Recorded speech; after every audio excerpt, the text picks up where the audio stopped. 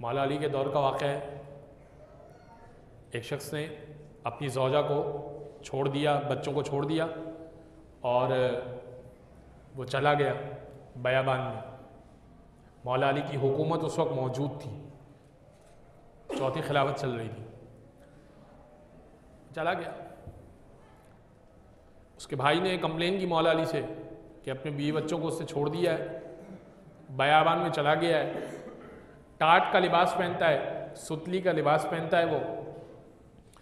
और जब मैं उससे कहता हूँ कि ये क्या हालत बना के जौ की रोटी खाता है, मैं उससे सवाल करता हूँ तो वो कहते हैं कि अली भी तो यही करते हैं, अली भी तो यही करते हैं, ये जवाब देता है। अली एक मर्तबा चले उसके पास बयाबान में, उससे सख्ती से पेश आए, उससे कहा कि तूने क्या हालत की है?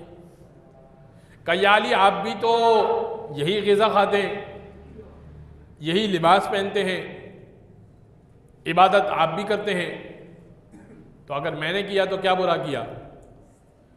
इमाम ने मार्कतुल आरा जुमला कहा। इमाम ने कहा कि मैं इमाम हूं और मुझ पर यह जिम्मेदारी है कि उम्मत के ज़ईफ़ तरीन शख्स के एतबार से अपनी ज़िंदगी को गुजारूं, कमज़ोर तरीन शख्स के एतबार से ज़िंदगी गुजारूं कि वो ये सोचे कि मेरा इमाम भी तो ये खाता है, मैं क्यों शर्म करूं?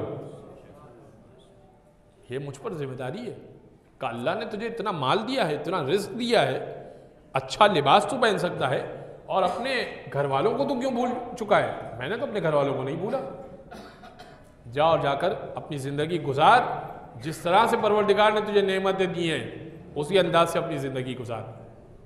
ख़ुद मौला हसन का जब दस्तरखान चलता था तो बाज़ लोगों ने मौला अली से शिकायत की कि या अली, जब आपके पास आते हैं तो आप कहते हैं कि मेरे पास तो एक जौ की रोटी है, जाओ हसन के पास, हसन के पास बहुत कुछ है। तो या अली ये तो बड़ा अजीब मामला है कि एक इमाम के पास तो जौ की रोटी है और एक इमाम के दस्तरखान चल रहे हैं।